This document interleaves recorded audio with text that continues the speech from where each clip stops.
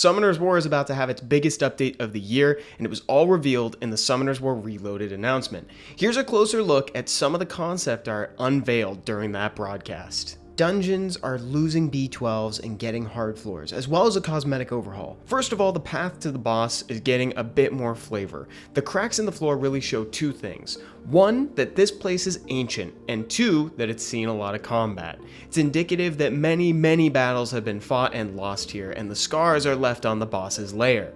We also get a peek at the new crystals. They still keep their polygonal structure, but they've now got that air of long-lost technology that we've seen in places like Punisher's Crypt and Steel Fortress. I love that the art team is going the extra mile to make all these otherwise isolated locations feel thematically connected in that way.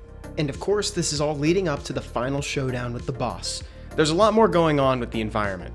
Previously, it was just flat surfaces everywhere, but now the dungeon is looking stylish with rubble and debris lying around from teams who've been defeated at the very spot you're standing now.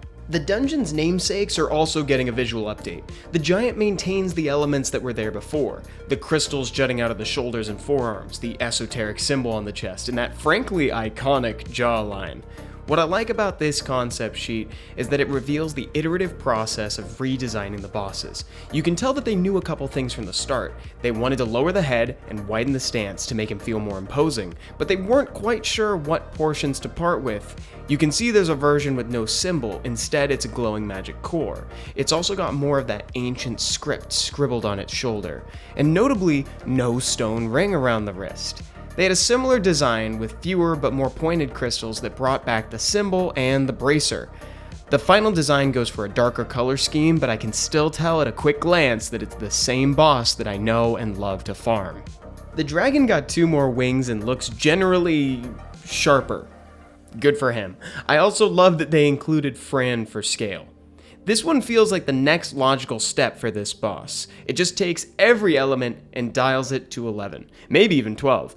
It feels deadlier, like the fire is trying to explode out of it. Even the wings are coursing with fire. This is the debut of the new Kairos boss. She's less fearsome and more beautiful than her peers. She's resting on a crescent moon, she has a star glowing from her core, and it seems almost as if she contains the entire night sky. In the concept art, we get a clear look at some elements that might be a little hidden otherwise. For instance, her hair gives the distinct impression of night versus day depending on which angle you see it from. I really like what they're going with here, and it'll be really dope to see how it translates to gameplay. Normally when I do an episode of this series, I crack open the Summoner's War art book. So if you love seeing the art, design, and process behind making Summoner's War what it is, check out the others on the channel like the Ifrit skins we never got and the Beast Riders unseen skins.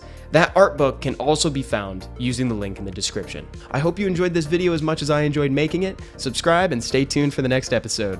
Bye everyone.